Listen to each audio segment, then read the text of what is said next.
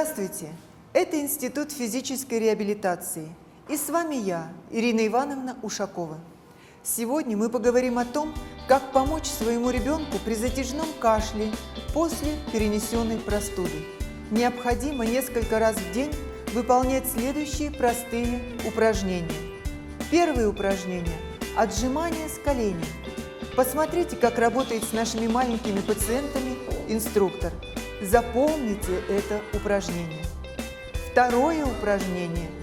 Ребенок ложится спиной на мяч, в руках держит гантели и на выдохе разводит руки в стороны 10 раз, а затем поочередно руки вверх и вниз, вверх и вниз. Эти упражнения увеличивают объем легких после перенесенной простуды. Рекомендую 2 раза в день делать ребенку вибромассаж.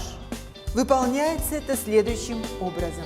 Легкие постукивания ребрами ладоней вдоль позвоночника, но не по позвоночнику.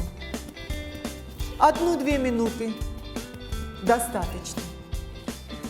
Педиатры рекомендуют надувать воздушные шарики, но часто у детей возникает гипервентиляция, которая сопровождается головокружением и тошнотой. А мы рекомендуем играть на губной гармошке. Ребенок будет делать это с удовольствием и несколько раз в день. Здоровья вам и вашим детям! До встречи!